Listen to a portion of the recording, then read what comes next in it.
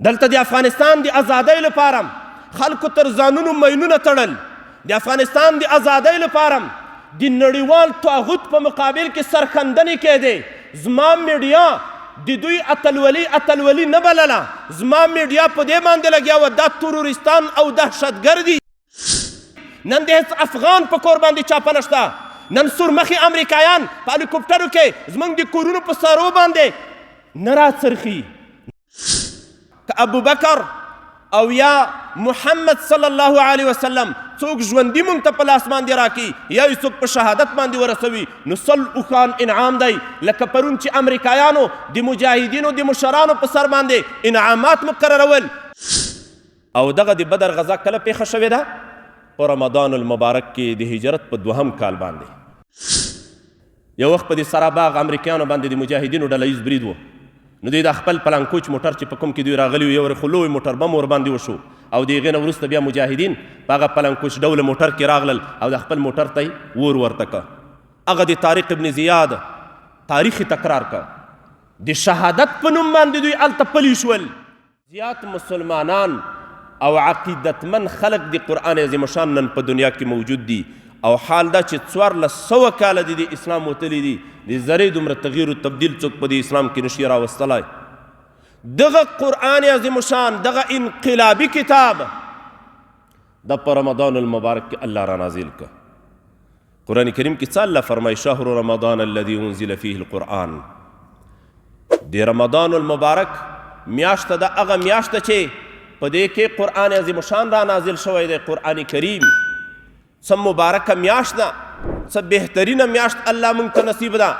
د قرآن عظیم شان په څېر انقلابي کتاب دا په دې رمضان المبارک کې الله عزوجل را نازل کړی. الله عزوجل دې موږ ته د قرآن عظیم شان په قوانینو باندې د عمل کولو توفیق را په برخه وګرځوي. جبل النور کې د حرا غر له مکې مکرمې دا کوم مسجد حرم چې دی له دې نه په 2 کیلومیټرۍ کې پروت دی جبل النور. رسول الله صلی الله علیه وسلم له مشرکانو و شرکي اعمالو له دې نه په تنګ راغی. نبی کریم صلی الله علیه وسلم له خلکو نه ګوښه شو. د دې غره په سر کې یوه سمڅه موجوده وه. په دې سمڅه کې رسول الله صلی الله علیه وسلم ګوشه نشیني اختیار کړه.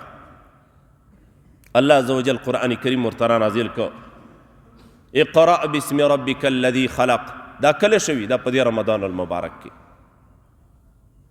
یو روایت خدام دی څومره آسماني کتابونه چې را نازل شوي دا د رمضان په میاشت کې را نازل دي. تورات، زبور، انجیل، قرآن کریم، صحیفې دا رمضان المبارک کې را نازل دي. رمضان المبارک میاشت د انقلابونو میاشت ده. په انسانانو کې لوی لوی انقلابونه په رمضان المبارک کې شوي دي.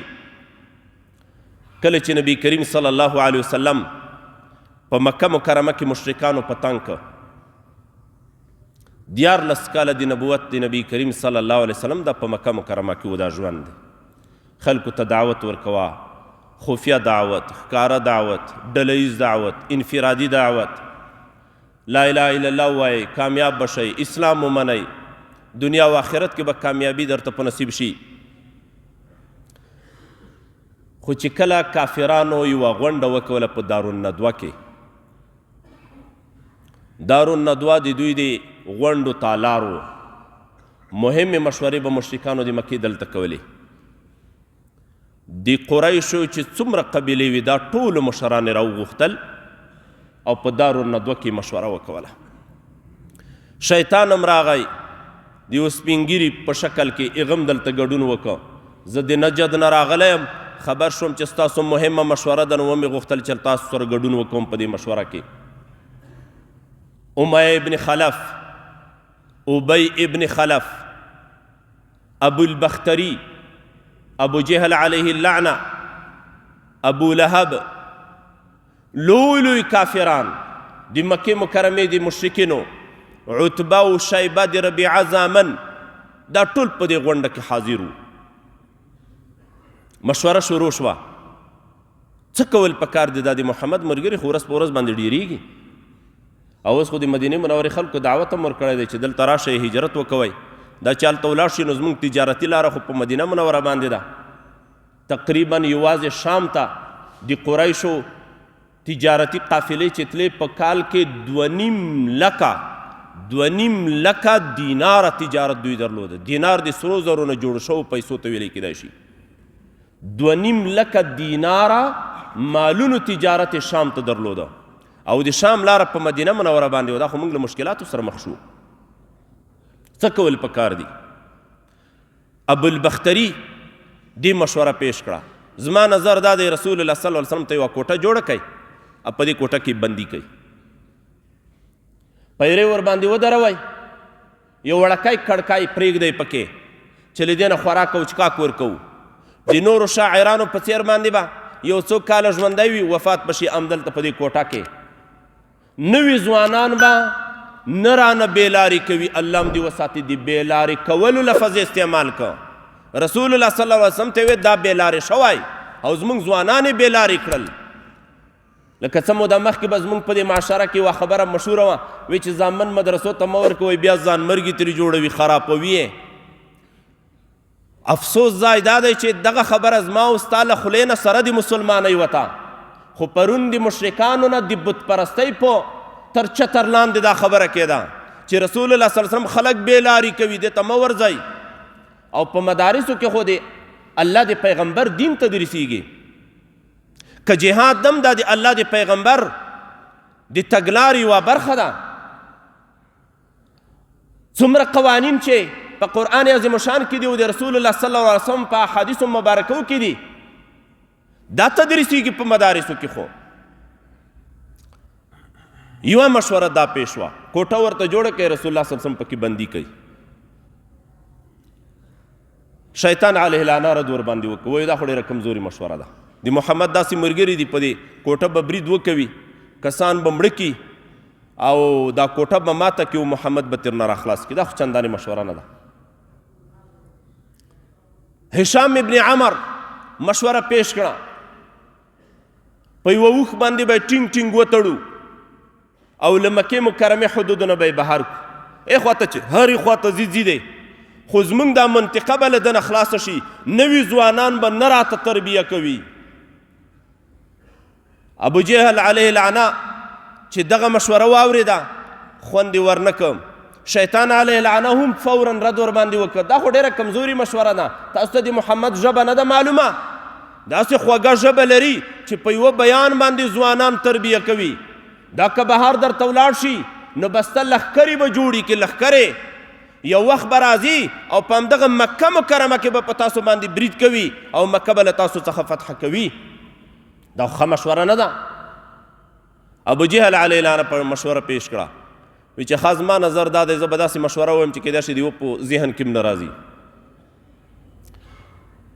د ولسي پاڅون د ولس له منځه به تکړه ځوانان وروزو. دا ولسي پاڅونونه د جهادونو په مقابل کې چې ترسره کېدل، قومي اربکي به یې جوړ کړل. دا د هغه ځای نه الهام اخلي. د هرې قبیلې تکړه ځوانان راجمع کوي چې غښتلي او پهلوانان خلک وي. دوی د سره له تورو راووځي او دا بېګا شپې ته د محمد کور محاصره کړي. محمد صلی الله علیه وسلم هغه د شپې له نیمایي نه وروسته مکې مکرمې ته راوځي د تهجد لمانځه ته. کله چې دی د شپې راوځي نو کور به یې تیار محاصره وي، فورا به یکدم په ده باندې برید وکړي او ټوټه ټوټه به یې په شهادت باندې به یې ورسوي. دغه خطرناک پلان او مشوره ابو جهل پیش کړه.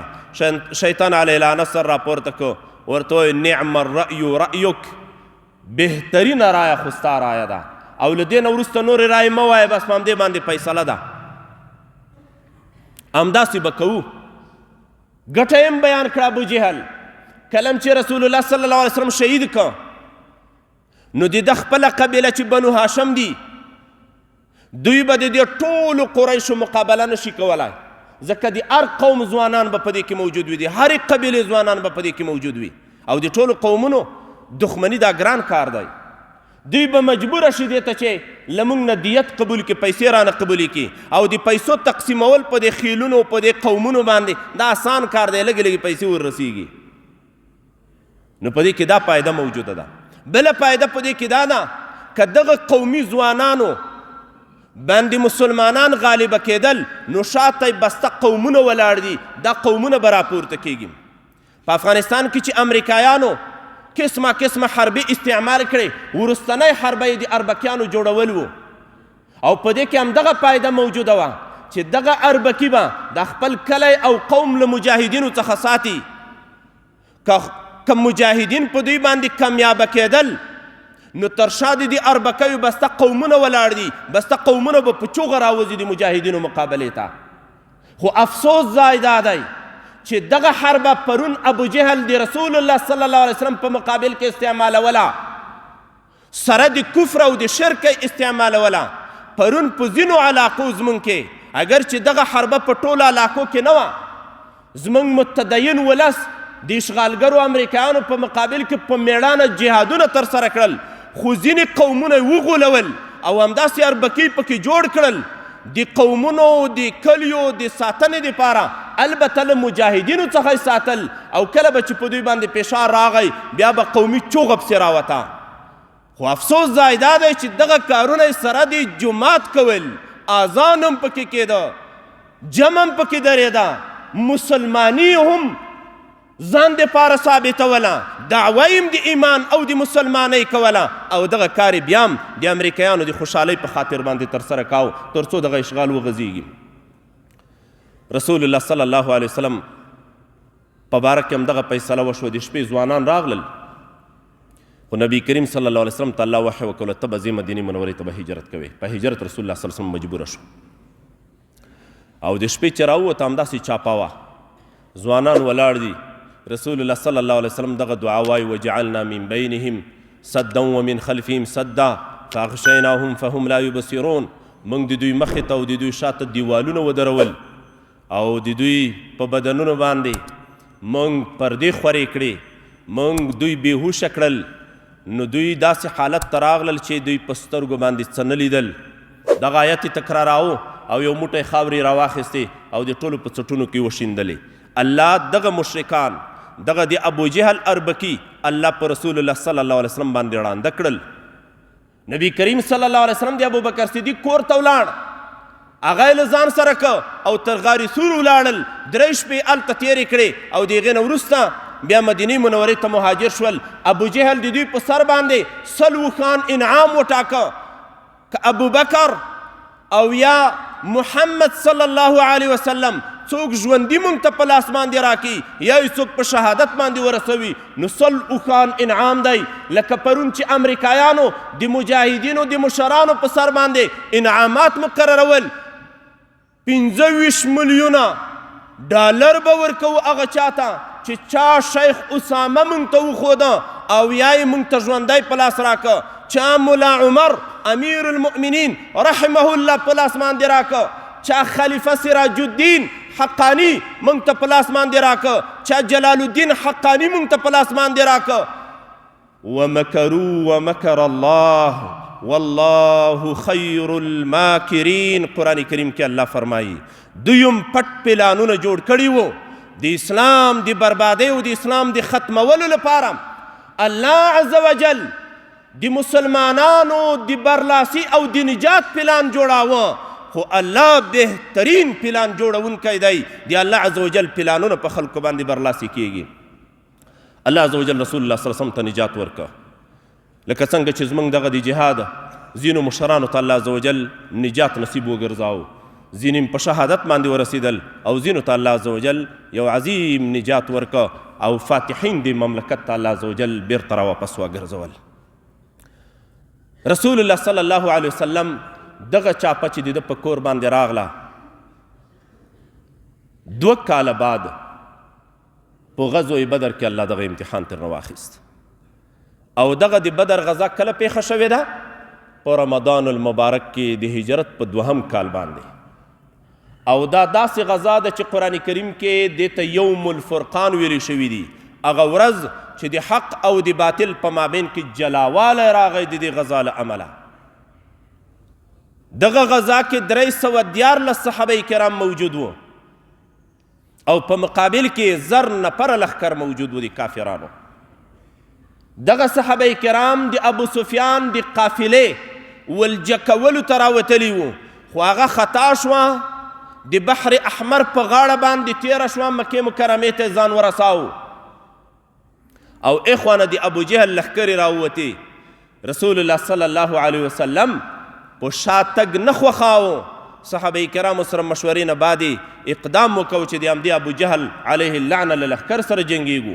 تیاری جنگ ته نه ونیول شوی، په ټول لښکر کې یوازې 8 تورې موجودې وې.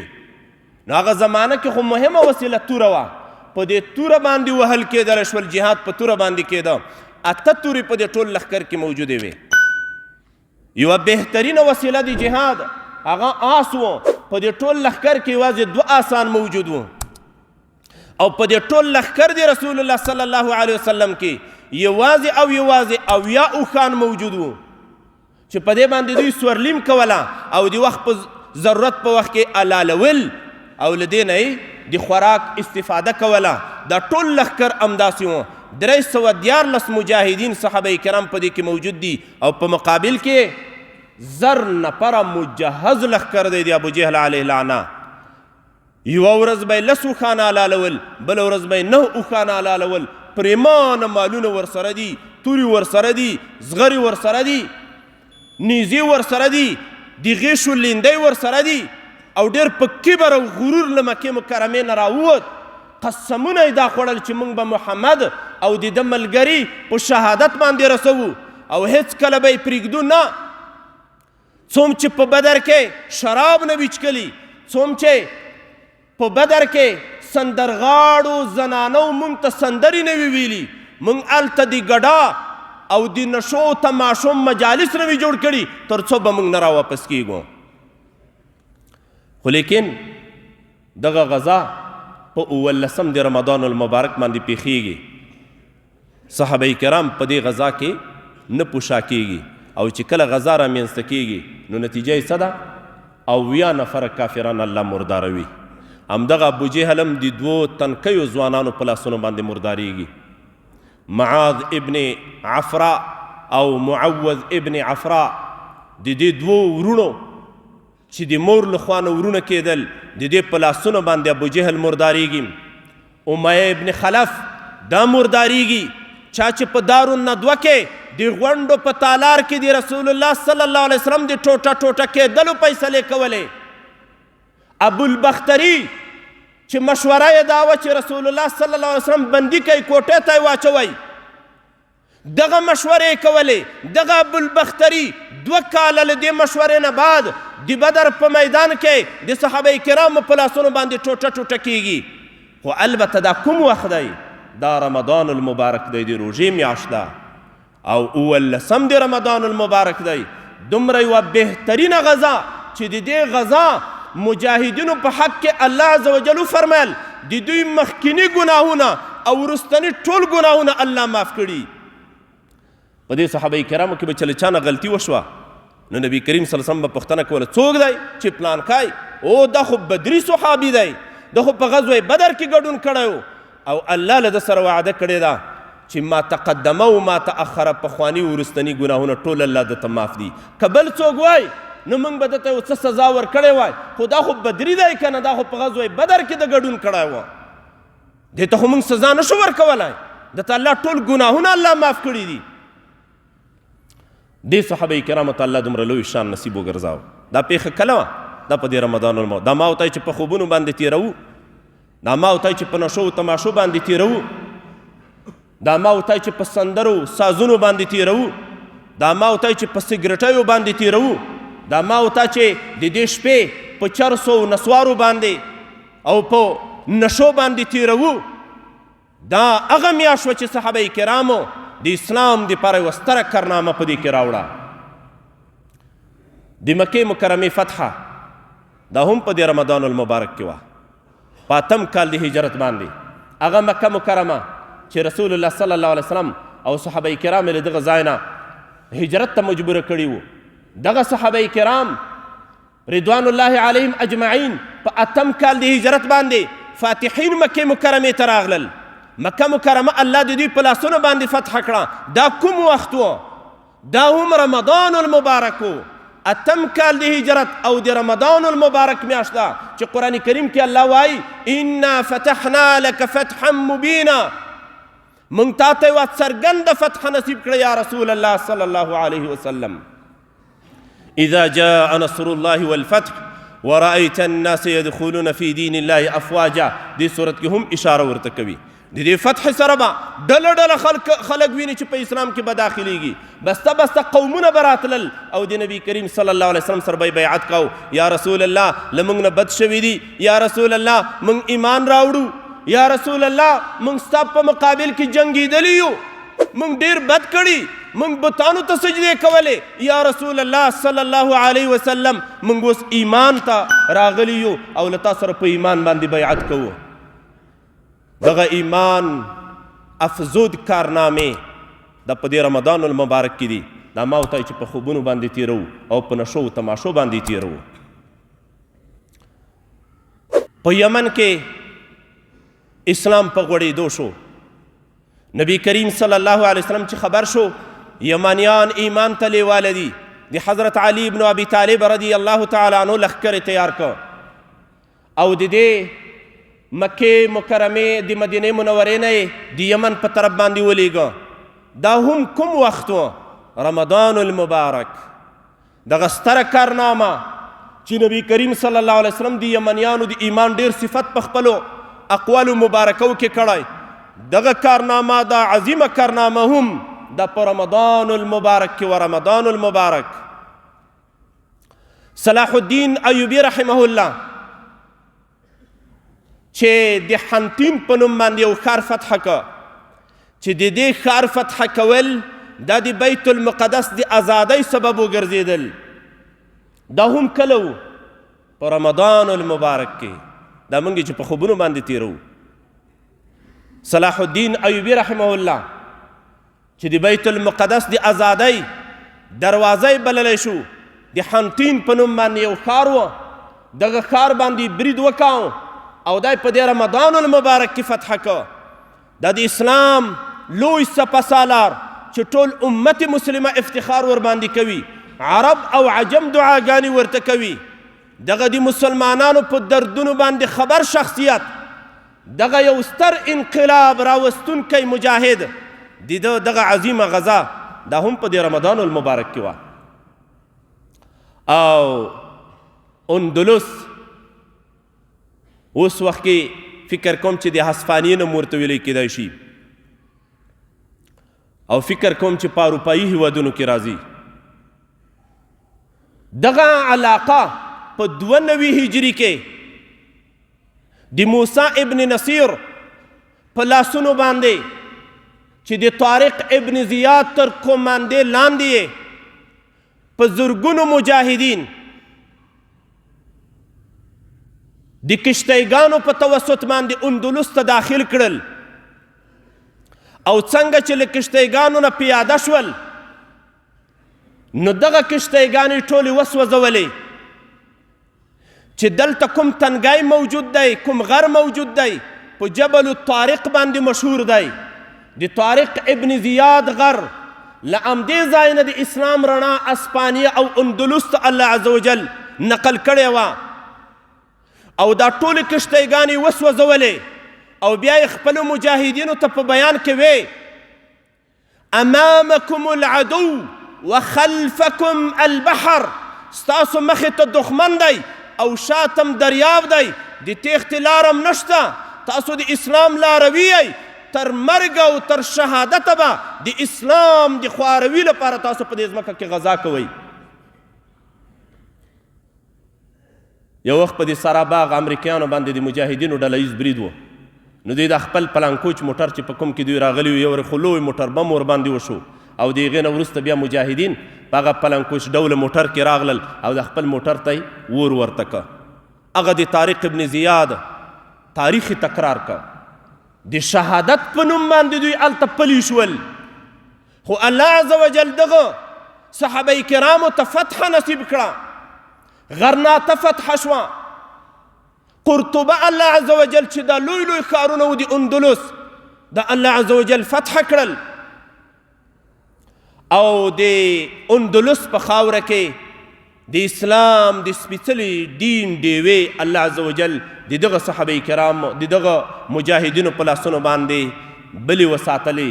تقریبا 800 کاله د مسلمانانو بادشاهي په دې اندلس باندې تېره شوه. 800 کاله. دا کوم وخت و؟ دا رمضان المبارک و. دا ما وتای چې په خوبونو تېرو، په شپېلکو، په چکچکو، دا ما وتای چې د چرسو په سګرټیو تېرو، دا ما وتای چې په لهو لعبو باندې تېرو، دا ما وتای چې په چکو هغه یو رقم شای دا چکه ورته وایي که څه ورته وایي په دې تېرو، دا ما وتای چې په قطو پارو باندې تېرو، دا ما وتای چې په تلویزیونونو باندې تېرو، دا ما وتای چې په فیسبوکونو او انټرنیټونو باندې تېرو، دا ما وتای چې په ساز او سرود باندې تېرو. د اسلام غښتلیو ځوانانو له جزیرة العرب نه تر اروپایي هیوادونو پورې د تن په وینو باندې په رمضان المبارک کې دغه اسلام ورساوه، او 800 کاله وده اسلام په اندلس کې وکوله. د اسلام ډیوه هلته 800 کاله روښانه وه. اوس هم د هغه غره نوم انګریزانو لږ تغییر پکې کړی، جبرالټرا په نوم باندې. تاسو چې په دې نقشه کې په انګریزي باندې ولیکئ جبرالټرا، نو هغه جبل الطارق دا دوی په جبرالټرا باندې بدل کړی دی. جبرالټرا دوی هغه د اسلام نومونه هم نشي زغملی. 800 کاله بعد تاسو د اسلام تاریخ وګورئ، د مسلمانانو له لاسونو دغه د علم او د دین ستر مراکز چې امام قرطبي رحمه الله په څیر باندې شخصیت هم دلته تیر شوی و، دا له د لاسونو نه ولې ووت؟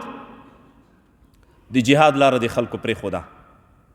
او وروستني جنګونه چې تاسو وګورئ، مجاهدینو به ډېرې چغې والې مه کوئ موږ جهاد کوو. دوی ویې نه، د عیسایانو له خوا نه مسلمانانو ته وویلی شول چې د شطرنج لوبه به کوو، که موږ درنه وګټله تاسو به پلانکۍ علاقه موږ ته پرېږدئ، او که تاسو رانه وګټله موږ به دا پلانکۍ علاقه تاسو ته پرېږدو. جنګ ته څه ضرورت دی؟ راځئ شطرنج لوبه کوو. دغه د کرکټو لوبې صحیح ده، په اسلام کې ناروا نه دي، خو یقین په الله باندې وکوئ. د جهاد د قهرمانانو نومان په دوی باندې ښودل دا د اسلام سره جفا ده. د اسلام قهرمانان هغه و چې اندلس فتح کاو، د اسلام قهرمانان هغه و چې سند فتح کا، لکه محمد ابن قاسم رحمه الله هغه سند په رمضان المبارک کې فتح کړی و. د اسلام قهرمانان هغه و چې د عمریو په نوم باندې یوه لویه علاقه یې د یوې هاشمیې زنانه په معتصمه چغه باندې فتح کا، چې هغه د بیزنطینیانو لخوا بندي شوه، او د بنی د معتصم بالله په نوم باندې چغه وکوله ته چیرته یې زموږ کومک ته راشه، او یو مسلمان دغه چغه د مسلمان بادشاه تر غوږونو راورسوله. هغه قوي لښکرې تیارې کړې، او دغه عموریه علاقه یې له دې ظالمانو څخه فتح وګرځوله. دغه د اسلام اتلان او قهرمانانو. دغه اسلام اسلامی تاریخ کې د شطرنج لوبې او دې ته ورته لعب دا خو د عیسایانو حربه وه د مسلمانانو ځوانانو په مقابل کې، او د شطرنج په لوبه باندې اندلس له لاسه ووت. کله چې دلته عیسایانو وده وکړه نو اعلان یې وکړ بله لاره نه لرئ، یا به اندلس پرېږدئ تښتئ به، او یا به وژل کېږئ په شهادت به رسېږئ، او یا به هم عیسویت مذهب قبلوئ. په دغه دریو لارو کې چې کومه لاره تاسو ځانو ته انتخابوئ. په زرګونو مسلمانان د افریقا په طرف باندې مهاجر شول د خپل دین د ساتنې په خاطر باندې. په زرګونو مسلمانان د عیسایانو په تورو باندې په کورونو کې په شهادت باندې ورسېدل. دا د شطرنج د لوبو له برکته چې دغه لوبې ته قهرماني او اتلولي ووي. ورزش په اسلام کې حیثیت لري. ورزش خو نو دا معنا نه چې د اسلام هغه علیه منافع ورباندې پرېږده. دلته د افغانستان د ازادۍ لپاره خلکو تر ځانونو مینونه تړل. د افغانستان د ازادۍ لپاره د نړیوال طاغوت په مقابل کې سرښندنې کېدې. زما میډیا د دوی اتلولي نه بلله. زما میډیا په دې باندې لګیا وه دا تروریستان او دهشتګر دي، اما هغه د کرکټو والا چې یوازې دبي په لاسونو کې نیولي وو او د کفارو اهداف هم دا دي چې زموږ ځوان نسل د جهاد فی سبیل الله په ځای باندې په همدغه کرکټو او په دې لوبو باندې راټول شي، دوی ته یې د اتلانو او د قهرمانانو القاب ورکول او په ایرپورټونو کې په لوړو مراسمو باندې لمانځل کېدل، لویې لویې لوحې د دوی په نومونو باندې نومول کېدې، په راډیو او تلویزیون کې دوی ته د اتلانو او د قهرمانانو القاب ورکول کېدل. زما هغه مجاهد چې د وطن او د اسلام د ازادۍ دپاره ټوټه ټوټه شو، چا هم دته د اتل او د قهرمان نه وي. حال دا چې نن 40 ملیونه انسانان د هغه شهیدانو د وینو له برکته په امن و امان کې دي. نن د هیڅ افغان په کور باندې چاپه نشته. نن سورمخي امریکایان په هلیکوپټرو کې زموږ د کورونو په سارو باندې نه راڅرخي. نن موږ ترېنه بې ستره نه یو. نن زموږ د مریضانو موټرو مخې ته د امریکایانو کتارونه نه دي روان چې د دوی له لاسه موږ هغه خپل مریض نشو مخکې کولی او په موټر کې به یې ساه وخته. او نن زموږ په کورونو کې زموږ مجاهدین د میندو په مخ کې په شهادت نه رسیږي. دا برکت د چا و؟ دا د سرخندونکو اتلانو قهرمانو مجاهدینو و، چا چې په خپلو ځانونو پورې بمونه وتړل خو لیکن د اسلام تاریخ یې جوړ کړه. د پاکستان د ازادۍ دپاره یو دوو کسانو خپلو ځانونو پورې مینونه تړلي وو، د انګریزانو ټانګونو ته ځانونه څملولي وو. تاسو د دوی نصاب وګورئ څومره په شدو مدي یادوي. میجر عزیز بټي شهید که څه بلا نومان ورباندې ګدي او خپلو نسلونو ته د دوی قهرماني ورپېژني. خو اما زما د سوونو فدایانو چې د وطن او د اسلام د ازادۍ دپاره سخت اتلوال بریدونه ترسره کړل، څوک یې قربانۍ په قربانۍ باندې نه بولي. د فکري استعمار له لاسه او د فکري اشغال له لاسه چې دلته زما د ځوانانو ذهنونه اوس هم د غربي میډیا د اشغال لاندې دي او اوس هم دوی خپلو اتلولیو ته اتلولي نه وایي او خپله اتلولي نورو ته منسوبوي. الله عز وجل دې موږ ته له فکري اشغال او فکري استعمار نه هم زر تر زره ازادي نصیب کړي، لکه څنګه چې فزیکي اشغال نه الله عز وجل موږ ته ازادي نصیب کړه. مقصد مې دا ورونو ښکلې روژه ده، ښکلی رمضان المبارک دی. په دې رمضان المبارک کې له موږ نه په لهو لعبو باندې وخت تېر نه شي.